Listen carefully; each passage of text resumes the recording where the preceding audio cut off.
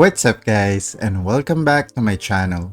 For today's video, I will be giving you my first impression about the highly anticipated MMORPG this month, which is the Ragnarok Mobile Classic. Do note that this is only the things that really caught my attention in my first playthrough of the game.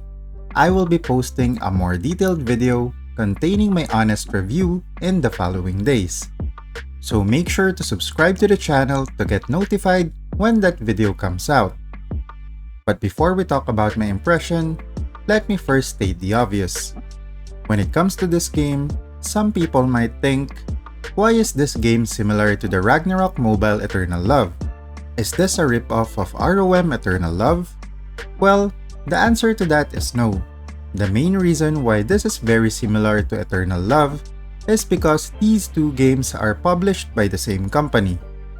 That is why the art style, user interface, game resources, missions and quests, gameplay and mechanics resembles the first game, which is the ROM Eternal Love. And obviously, this game is also using the same logo as ROM. Another thing that I would like to mention is that this game is not yet officially released.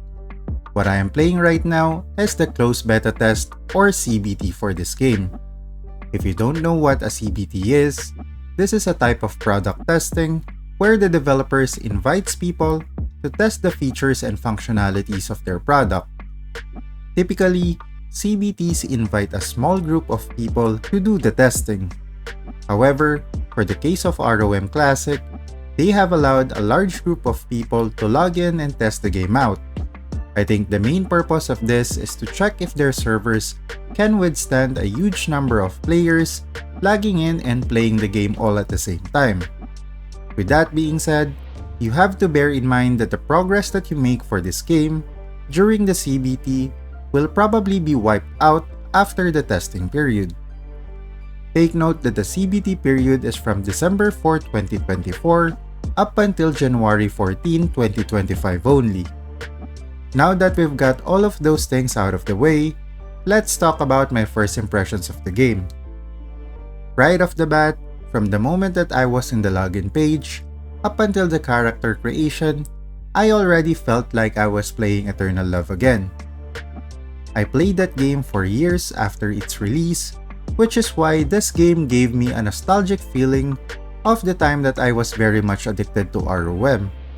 As mentioned earlier, this game is just like a skin cosmetic for Eternal Love. It has the same graphics, UI design, gameplay and mechanics. Heck, even the missions and quests are basically the same. The one thing that stood out to me the most is its performance, especially considering that this is only a CBT.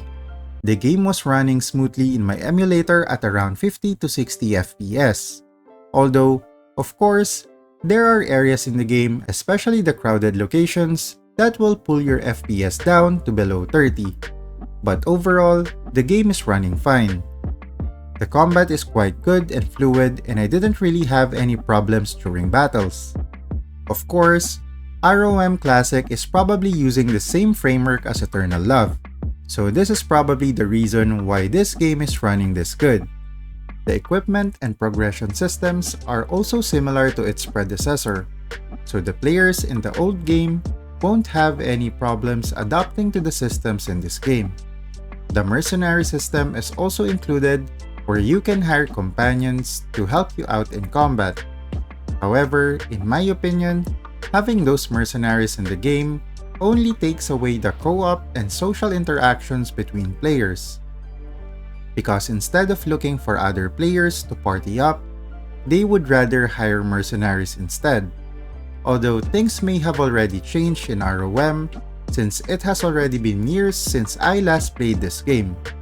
But when it comes to the current systems used in Eternal Love, I think this will be adopted by ROM Classic as well. In addition to that, the game is quite living up to its promise that it will only have one currency in the game. So far so good, the only currency available is the Zenny. However, don't expect this game to be an all-out free-to-play. When it comes to live service games, especially on the mobile platform, there will always be some form of monetization, just like the Kafra Adventure Log, which is basically the Battle Pass in the game. The regular Battle Pass is free. However, if you want to get the Advance or Collection Edition, which contains the costume for the month, then you need to spend real money in order to unlock these features. On top of that, if you want to get more Zenny for faster progression, players can still top up using their real money. On the other hand, the game also has a few bugs that I've experienced, from the floating NPCs 10 feet in the air, to an autopath loop where my character goes from one NPC to another over and over again. I also encountered a bug in the cutscene in one of the side quests in the game, where nothing appeared on my screen. I thought that there was a delay or the game froze up. However, when I clicked my mouse, a skip button appeared at the upper right side of the screen. I guess the scene was not properly rendered or displayed on my screen. But then again, that is to be expected in CBTs like this. Moreover, players should keep a certain level of skepticism towards the game. As mentioned earlier, this is only a closed beta test, so there are still possible changes that can happen during the open beta testing and the official release. Just because there is only one currency and majority of the items can be bought using Zenny, doesn't necessarily mean that this game will be F2P friendly. I myself is quite excited about this game because of the potential that it has when it comes to a Ragnarok game that doesn't really promote a predatory ecosystem. A game that has no in-game shops for faster and better progression, in my opinion, is a step on the right direction when it comes to a fair and balanced game. This game can either break the norm of MMORPGs relying heavily on the in-game shops as their main method of monetization, or it can continue the same old economy that majority of the games have in the market right now. Only time will tell if this game can really hold up to its promise. Overall, the game is running very well on the first day. I've been playing for several hours now, and the performance has been consistent, and I haven't really encountered any game crashes at all.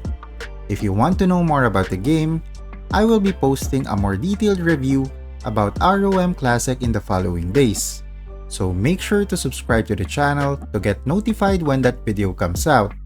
I would like to play this game more in order to have a more detailed understanding about how the system works, so that I can also give you a more comprehensive explanation in my review.